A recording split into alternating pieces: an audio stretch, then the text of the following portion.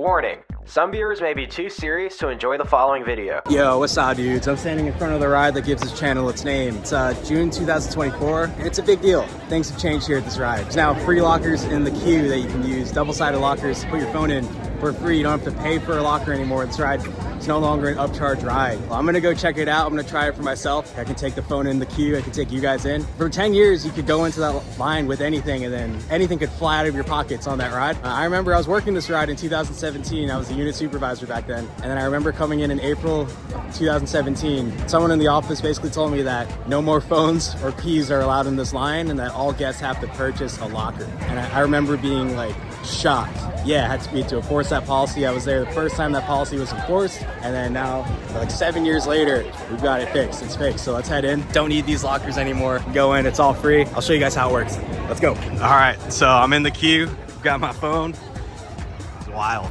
The park is pretty crowded today too, but Toro has almost no wait. It's probably because the crew is sending it. El Toro has 2 trains on the track finally. And these are the lockers. All right, guys, so here we have the lockers. The same ones that Universal uses, so these are, in my opinion, they're the best ones for sure.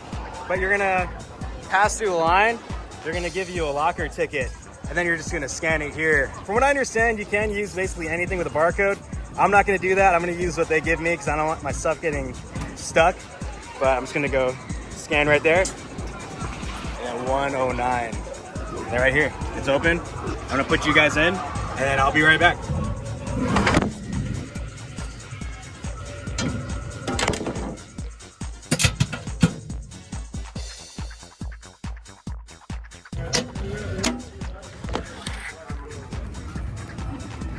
All right, now we're still filming. Yeah, so I just got the phone out the other side. And to be honest, I didn't even ride the ride, man. I just went around, tried the lockers, that's it. Nah, just kidding. Of course I rode. I meant to ride once, and I rode 3 times. I was running that good.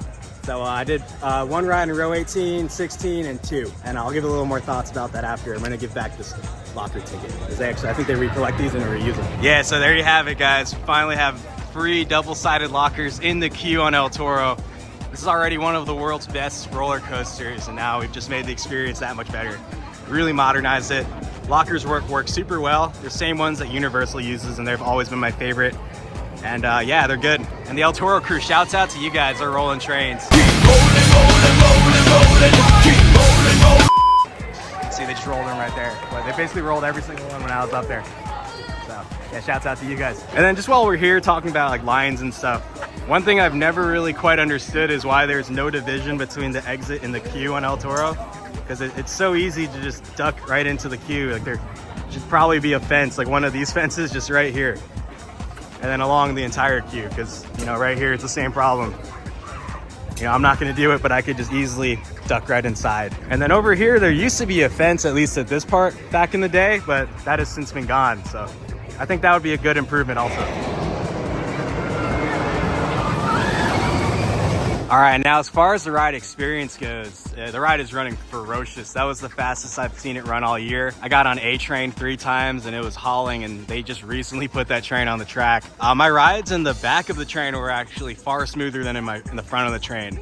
So in the back, my first ride was on the back wheel seat, and then my second ride was on the front wheel seat of car 6, and then my last ride was on the front wheel seat of car 2, and that one was easily the roughest. Back car, I definitely noticed the ride improved this year, especially here in the turnaround. It is crazy that this is no longer the roughest moment on the ride. Overall, just kind of find like a similar texture across the whole coaster now. Honestly, I found kind of the middle of the ride the roughest in my opinion, but it's definitely not smooth enough. I was riding with middle schoolers, and in my ride in car 2, they were complaining about their backs hurting, and they were like 12. So me, I love how it rides now. I'm actually a fan of it because it makes it more intense, but just from hearing people on the train, they were not the biggest fans of it. But I do hear more track work is probably on the way for this ride, and possibly a significant amount. So I do think it's in the right hands for sure. It's rolling trains. That's all the Toro crew knows, rolling trains. I don't know where they're at.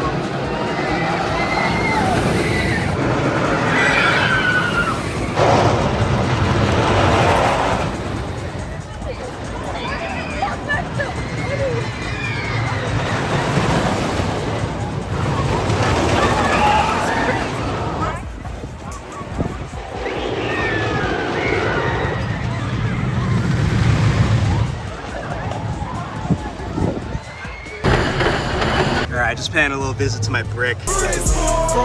Looks like it's doing good. It's doing brick things. Hopefully Six Flags doesn't make me pay property taxes on this. I guess I own a little bit of the park now. Yeah, I'm actually heading out now. I'm headed to Michigan eventually. Tomorrow I'll be in Michigan riding Shivering Timbers, and then the day after that I'll be riding Voyage at Holiday World. So I'm actually headed to Uncle Nate's right now, and then we're heading off on a road trip. So we're gonna hit up some parks. And I just wanted to really ride El Toro, Shivering Timbers, and Voyage all within 48 hours, just because they're some of the most like elite wooden roller coasters anywhere. So I wanted to give that a try and just really compare them back to back. I've technically done that before. 2021 I did that, but this time I'm purposely doing it, really gonna analyze it. That kind of just happened last time. And yeah, it should be dope. We'll make a whole video about that. Yeah guys, I'm gonna head over to Uncle Nate's in the middle of nowhere in Pennsylvania, and then you'll see me again at Michigan's Adventure to ride Shivering Timbers, which is the GOAT. Shouts out to Six Flags Great Adventure. Those new lockers in El Toro are awesome. And I hope they come to the other rides here, the strict loose article policies, and I love to see it. All right guys, thanks for watching. Be sure to like, comment, subscribe. See you in the next one. Peace.